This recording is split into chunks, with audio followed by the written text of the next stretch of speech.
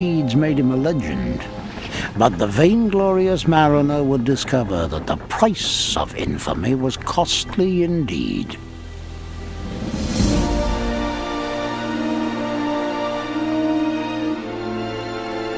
The city of Bristol lies on England's pastoral southwest coast.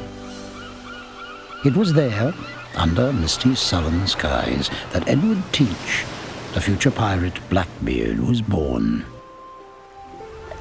As a child, Teach and his schoolmates played upon the waterfront docks, listening to sailors' tales of mysterious and exotic lands that lay across the Atlantic, far from the bustling working-class port of Bristol. You had a place in which all cultures were brought together. So it would be a time that a young man, erstwhile, probably not rich, trying to find a way out of the morass, out of poverty, the way to go was to sea. At times of war, there wasn't a problem because the Royal Navy was able to take on a lot of men. And there were also privateers that the men could go to sea on, which was pretty much legal piracy. Edward Teach's seafaring career began during Queen Anne's War as a privateer, plundering enemy ships in the service of the Crown. When the war ended in 1713, he was among the thousands of mariners who found themselves stranded in the West Indies without jobs. There was always the merchant navy, but to free spirits like Teach, its prospect of low wages and harsh discipline were hardly appealing. Instead, Teach and others of his ilk chose the darker side of the law, and thus began the golden age of piracy.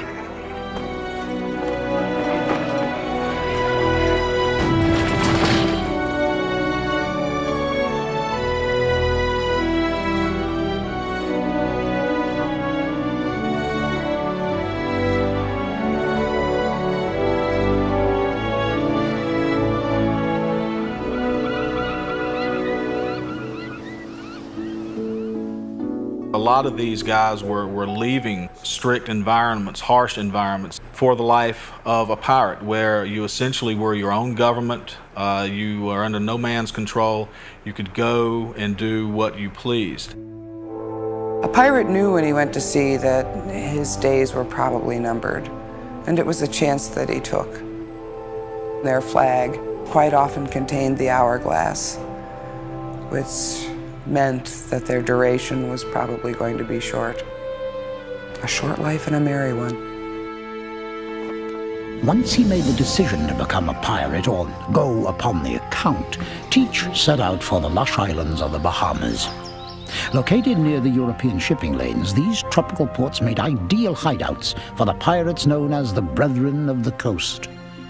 The seedy town of Nassau, located on the island of New Providence, was world-renowned as a teeming pirate's nest. It seems to have been a sort of shanty town, really, with tents made of sailcloth and palm leaves, and a sort of rather rackety group of pirates and prostitutes and seamen and merchants having a good time, really. It was in this den of sea robbers and scallywags that the unemployed Edward Teach met a man who would forever change his life. Captain Benjamin Hornigold. Hornigold, another privateer turned pirate, had a reputation as the most able freebooter on the island. Benjamin Hornigold took Edward Teach under his wing, and they went on the account together. And Hornigold was very impressed with Teach because he showed a tremendous amount of courage and ferocity in fighting, and he was also very clever and a quick student to learn. The elder pirate instilled in Teach a principle that would serve him well. A fearsome reputation was far more effective than the brutal tactics employed by some of their more vicious counterparts. Hornigold wasted little time in promoting Teach from protege to partner, and the devilish duo proved fierce as any that ever put to sea. Operating out of Nassau Harbor, they plundered and captured ships from all over the world.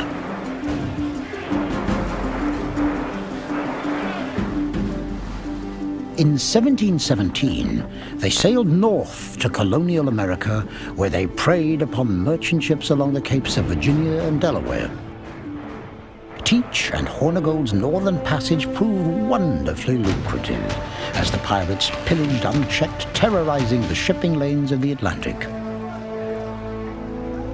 Then, heading south on their return to the Bahamas, they encountered their richest prize yet. She was the proud French merchantman Concorde, on her way from Nantes to Martinique. Teach and Hornigold were lurking in the waters of St. Vincent when they spied her brilliant white sails flapping in the breeze. The two pirate ships raised the black flag and quickly gave chase. Before the French vessel could maneuver into a defensive position, both ships were upon her. In unison, they fired broadsides, killing half the merchantman's crew. Their attack was so swift that the Concorde did not have time to maneuver and surrendered immediately. Hornigold was delighted by their cash. The ship was loaded with gold dust, money, plate, and jewels. Teach was more taken by the sturdy and swift Dutch-built Concorde herself, and asked Hornigold if he might claim her as a prize. From that captured merchantman, Teach would launch some of his most daring and nefarious deeds. Shortly after the capture of the Concorde, Hornigold and Teach parted ways. Hornigold had decided that he wanted to take the king's pardon, whether he was getting too old for the life or he just thought, you know, there was a problem on the horizon and he didn't want to hang as a pirate or what. But Blackbeard certainly was just beginning his career as a pirate, and Hornigold's career was ending, so they parted naturally. Now on his own, Teach set about converting the Concorde into a true pirate ship. Taking on a crew of 300 men, Teach christened her the Queen Anne's Revenge. The Queen Anne's Revenge was known to be carrying 40 guns, a major platform of destruction.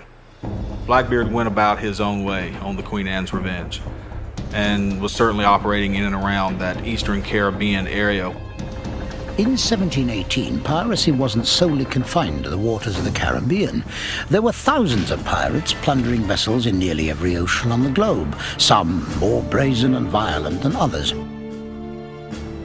Contrary to myth, Teach was not the most murderous, but he did possess a tacit understanding of psychological warfare and a flair for the dramatic. To enhance his already fearsome reputation, he let a coarse black beard grow until it covered his entire face. Braiding the unruly mane with ribbons, he renamed himself Blackbeard. Captain Charles Johnson, a contemporary of the bearded mariner, gave an accounting of the pirate's new identity in his landmark 18th century work, A General History of the Pirates. That large quantity of hair, which like a frightful meteor covered his whole face, and frightened America more than any comet that has appeared there a long time. Captain Johnson's astronomic metaphor proved uncannily fitting. For in the coming 13 months, Blackbeard would soar to heights of piracy never before imagined, and, like a comet streaking across a blackened sky, would leave a fiery legacy in his wake.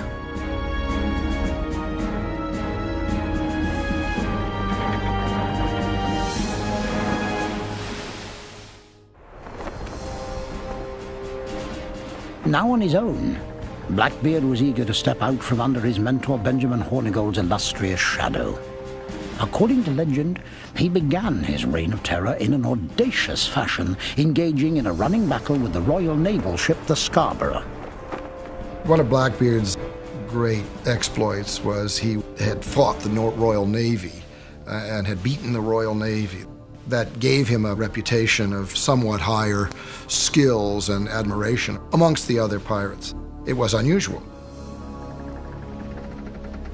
Word of Blackbeard's clash with the HMS Scarborough spread quickly, striking fear in the hearts of merchant captains and earning the instant respect of other brethren of the coast. The brazen outlaw watched with glee as the wicked reputation he had so carefully cultivated grew, until whispers of the black-faced devil echoed below the decks of every ship at sea. They even found their way into the reports of Captain Charles Johnson.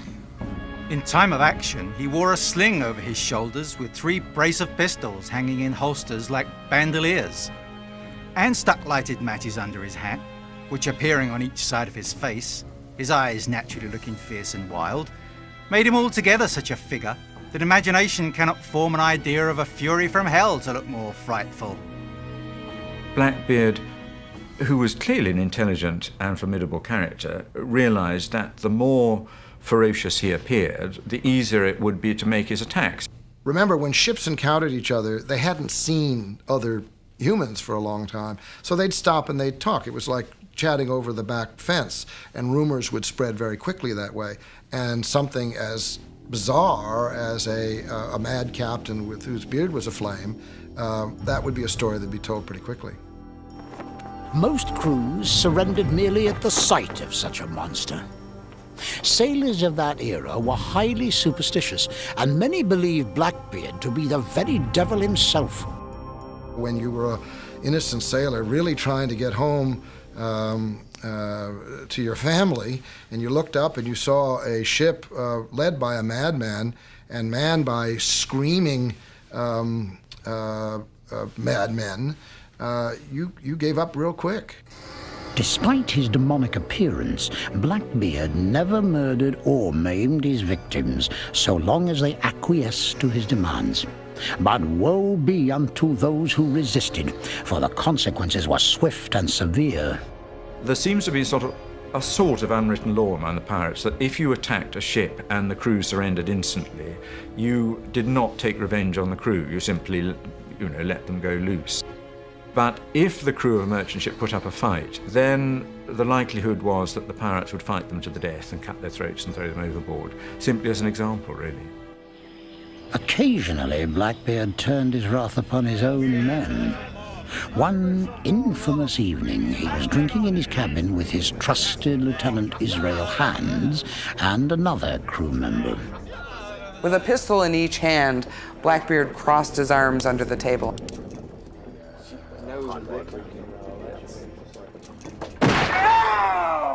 And he hit Israel Hands directly in the knee. And when asked why he did this thing, his response was that if he did not kill one of them now and again, they would forget who he was. While his tactics could be ruthless, the crusty buccaneer did have an Achilles heel, the fairer sex. Prostitutes and women of ill repute were plentiful in every port. Blackbeard, alleged to have taken 14 wives, preferred a more romantic alternative to prostitutes. After a weekend of drinking and courtship, the sentimental pirate would take his love interest aboard the Queen Anne's Revenge, and a crew member would perform a convincing but phony marriage ceremony. The marriage, born of an excess of rum and lust, would last until Blackbeard shipped out for his next great adventure. Though abandoned, his erstwhile lover could boast that she had bedded and wedded the most feared man to sail the 7 seas. Despite his romantic dallyings, Blackbeard's ultimate passion was the quest for notoriety and prizes. In December of 1717, now 2 months into his reign of terror, Blackbeard and his crew were prowling the azure Caribbean waters off the tiny coast of Crab Island when they happened upon the merchant ship Margaret. Blackbeard's large crew descended upon the hapless vessel, plundering everything of value. She was then permitted to return to her home port, where her captain filed a written deposition of the ransacking with the lieutenant governor. This deponent says the captain was a tall, spare man with a very black beard, which he wore very long. This deponent further says that he told them an act of grace was expected out for them, but they seemed to slight it. The Margaret was one of a score of vessels terrorized and plundered by Blackbeard in late 1717.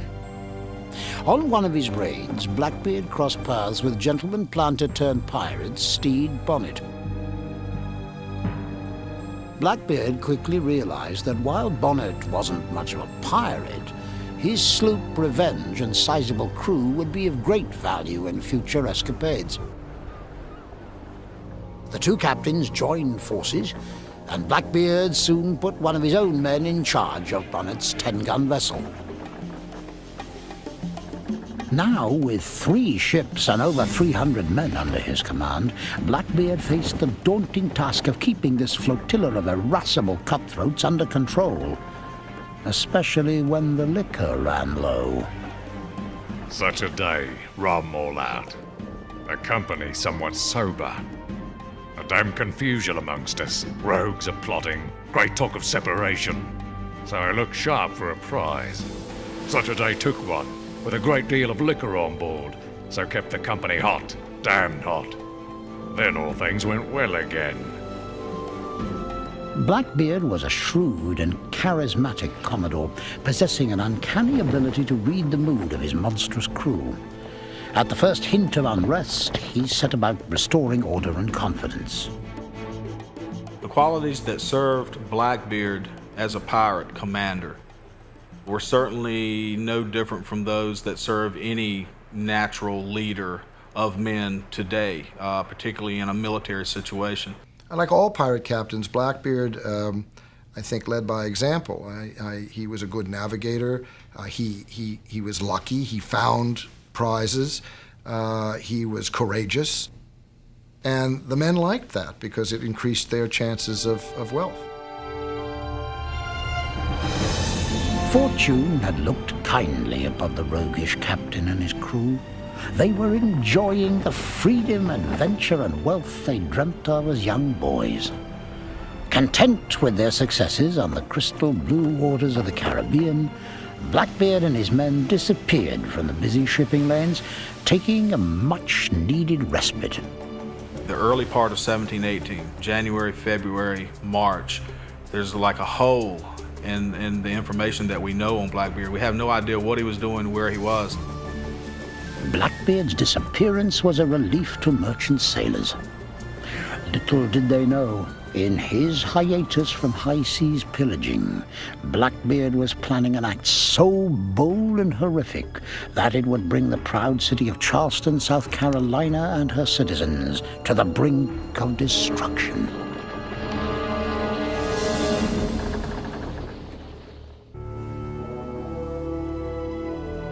After disappearing from the shipping lanes for 3 months, Blackbeard resumed his reign of terror.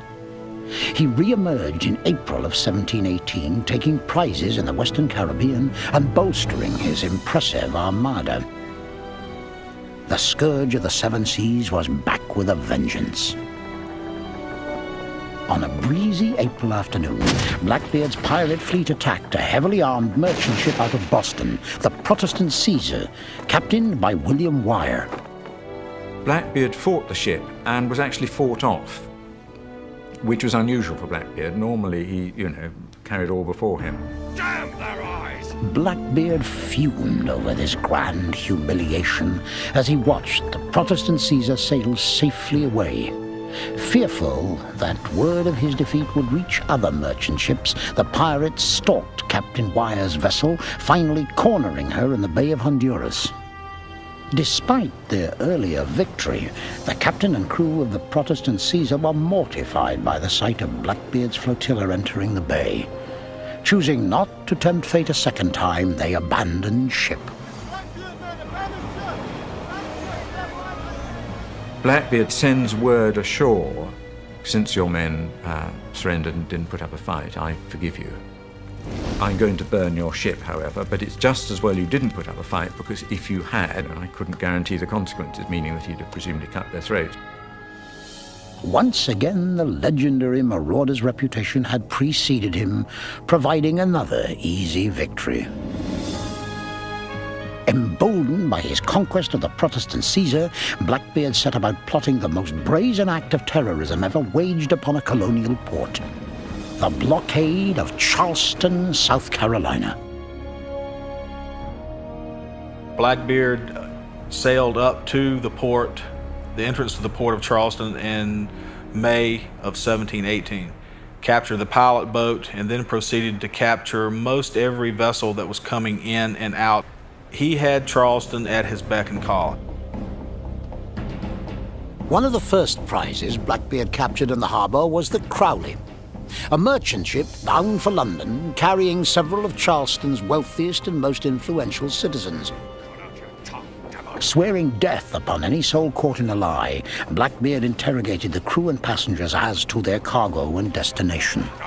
When the inquisition was complete, he hurled them into the dank cargo hold of the Crowley, where they cowered in terror.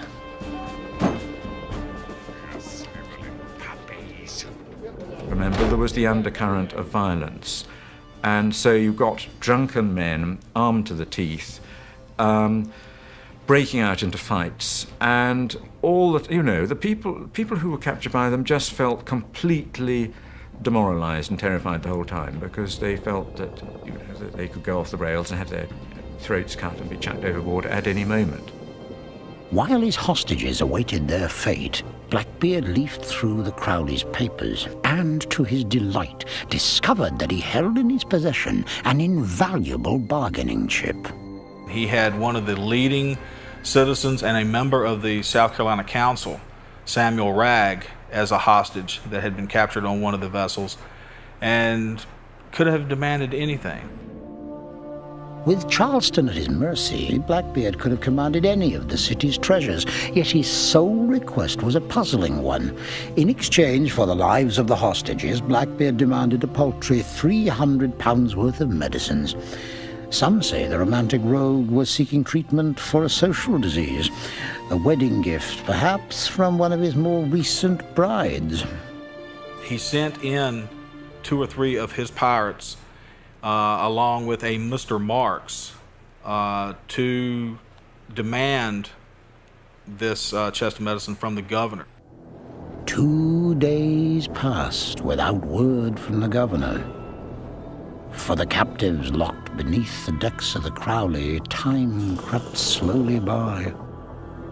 During this time, Blackbeard was just getting more and more angry and threatened to send in the heads of the hostages and to indeed come into the port and essentially raise the town. Blackbeard summoned hostage Samuel Wragg to the deck of the Queen Anne's Revenge. Remarkably, Wragg convinced him to stay the executions a few more days.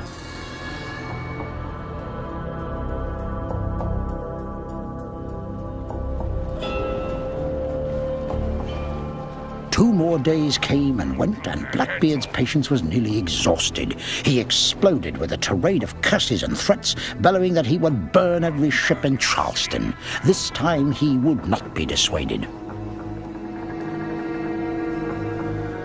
Blackbeard ordered his fleet into battle positions inside the harbor. The pirate ships anchored just offshore and trained their many cannons on the city. Captain Charles Johnson wrote of the fear that seized Charleston on that horrible day. Being in all 8 sail of ships, which were the prizes they had in custody and ranged along the town, the inhabitants then had their share of fright, expecting nothing less than a general attack. The men were brought all under arms. The women and children ran about the street like mad things. Blackbeard paced the deck in a rage, prepared to give the order to fire. Suddenly, he caught sight of his men and their hostage, medicine in tow, hurriedly rowing towards the Queen Anne's Revenge. Their return from the governor had been delayed by an overturned boat, followed by a drunken tour of Charleston's many pubs. On the deck of the Queen Anne's Revenge, pirates and prisoners alike held their breaths as the longboat rowed toward the ship. Blackbeard's fury was unabated, and the cannoneers awaited his command. After an interminable wait, he ordered his men to stand down. Charleston was spared. Blackbeard's blockade of Charleston was his most outrageous act. He literally brought the Carolina government to its knees. I think it was, in a way, the attack on Charleston that prompted the authorities, and in particular, of course, Alexander Spotswood, governor of Virginia, to say, look, we've really got to do something about this chap. The pernicious Governor Spotswood and other colonial governors were tiring of the devastation wrought by pirates off their shores. Pirate trials and executions were becoming commonplace in Virginia and South Carolina. Blackbeard decided to set sail for a place where men of his ilk were welcomed and respected: North Carolina. North Carolina, under pirate-friendly Governor Charles Eden, still retained a frontier attitude that suited both gentleman and scoundrel alike, and king's pardons were easily obtained. Before seeking a pardon, Blackbeard secretly decided to make some changes in his enormous crew. I think he started crunching some numbers, and I think at this time he began to devise the plan of breaking up his company and downsizing. Blackbeard had hatched a plan. He wanted to get rid of some of the crew because that way there would be more for him, more booty for himself and his closest companions.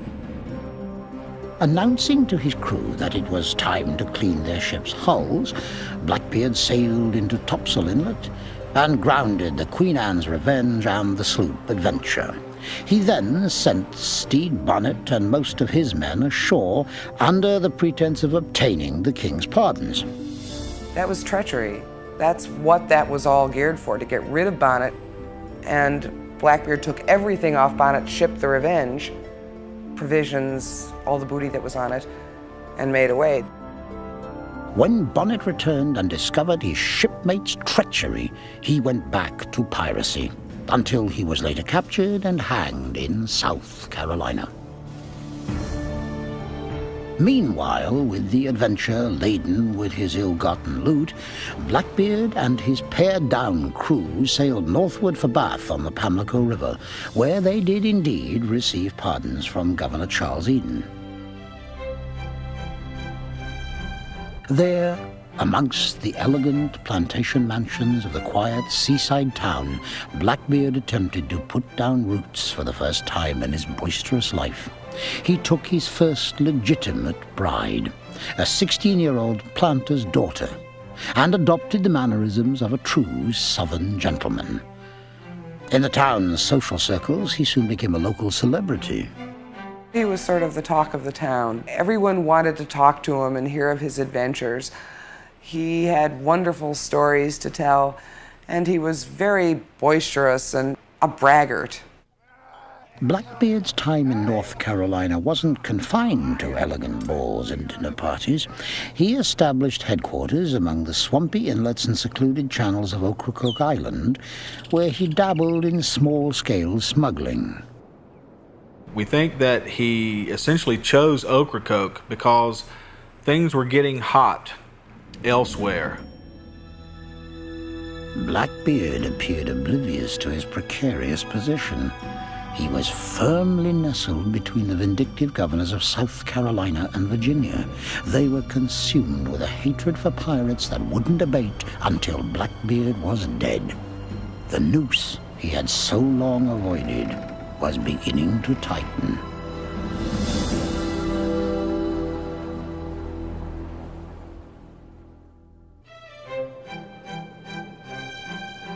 August 1718.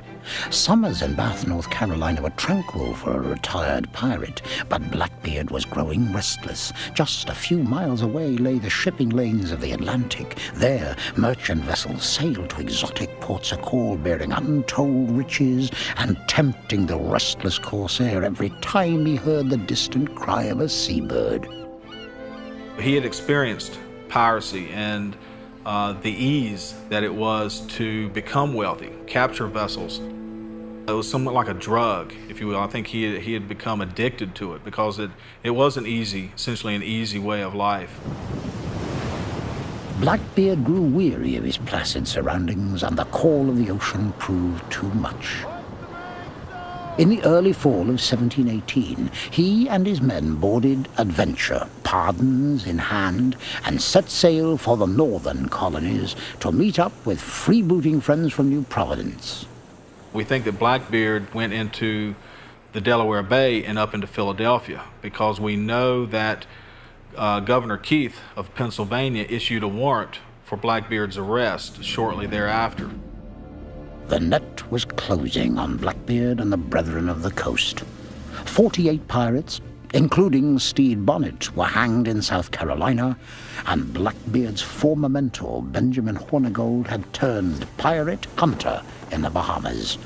Upon fleeing Philadelphia, just ahead of the authorities, Blackbeard set sail for Bermuda, where he had successfully pillaged and plundered earlier in his reign of terror. En route to Bermuda, fate collided with temptation when Blackbeard encountered 2 French merchant ships sailing out of Martinique. One of the vessels was traveling in ballast, essentially had nothing on board. The other vessel, however, had a cargo of sugar and cocoa and some other goods and commodities. Blackbeard took the crew from the sugar ship, placed them on the empty ship, and sent it on its way. The cunning freebooter took his prize back to Ocracoke and reported to Governor Eden that he had found the French ship at sea without a soul on board her. Eden adjudged the ship a derelict and conveniently shared in the spoils with the pirates.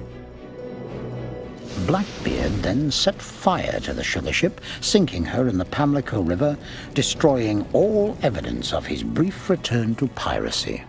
Or so he thought. However, Spotswood up in Virginia did know about the sugar ship and her capture. And because Blackbeard had claimed the king's pardon himself, the capture of the sugar ship essentially erased that pardon. For nearly 11 months, the furtive Governor Spotswood had been monitoring the activities of Blackbeard. Obsessed with hatred for the bearded buccaneer, Spotswood spent more time railing against piracy than he did tending to his colony's affairs. Alexander Spotswood, in my opinion, was an autocratic, egotistical, dirty-dealing character. At the time, Spotswood's own men wanted to get rid of him. 8 out of 12 in his own council, and also the House of Burgesses, wanted him out. With his political fortunes on the wane, Spotswood desperately searched for a way to save his crumbling governorship. A solution presented itself in September of 1718 in the form of a rum-soaked pirate party hosted by Blackbeard on Ocracoke Island. While Blackbeard was anchored at Ocracoke, another ship approached, and it turned out to be the notorious pirate Charles Vane. They were old friends and knew each other from their days down in New Providence. So Vane came on shore, and they had a wonderful party.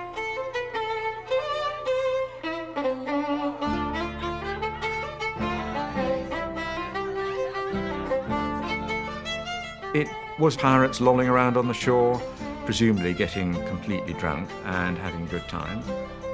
They made a big thing of drinking. I mean, every time they had a toast, they would fire the ship's guns, just to make a big noise of it.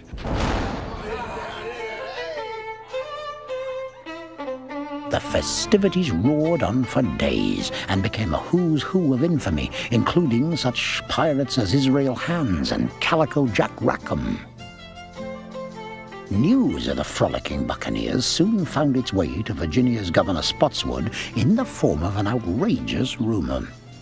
Panicked fishermen reported that Blackbeard was turning Ocracoke into a pirate fortress, much like New Providence or Madagascar. As word spread, the colonists became quite frightened, and this gave Spotswood, the governor of Virginia, fuel to go after Blackbeard. Spotswood's cause was greatly aided by the capture of Blackbeard's former quartermaster, who informed the governor as to the pirates' exact whereabouts and the number of men in his crew. With this newfound intelligence, the corrupt governor hatched a covert, albeit illegal, plan. He enlisted the aid of Governor Eden's political enemies, as well as that of the Royal Navy, including Lieutenant Robert Maynard. Maynard held the dubious distinction of being the oldest lieutenant in the Royal Navy and was anxious to make a name for himself. As an added incentive, Spotswood offered a reward to Blackbeard's captor. The several rewards following. That is to say, for Edward Teach, commonly called Captain Teach or Blackbeard, 100 pounds. Maynard and his complement of 58 men arrived at Ocracoke Inlet on November the 21st. They arrive at the area at dusk and decide they wait till dawn the next day, and Blackbeard is having a good time with some of his mates and boozing away. Blackbeard only had a few hands on board, certainly less than 20. We do have some evidence that he knew that there was something happening, that there was an expedition in the works. Blackbeard doesn't appear to have cared one way or the other. Legend has it that at some time during the evening, Blackbeard discovered the Royal Naval sloops moored off Ocracoke Inlet. With fewer than 20 men under his command, he would have been wise to escape. Logic, however, fell victim to pride and arrogance as Blackbeard stood on the deck of the Adventure and prayed for the cock to crow, signaling the dawn when the battle could get underway. Oh, crow, cock, crow! He was certainly bold, daring, willing to take chances. You could say that as he sort of believed in his own legend. Outmanned and outgunned, Blackbeard, the king of the golden age of piracy, awaited battle and an uncertain destiny.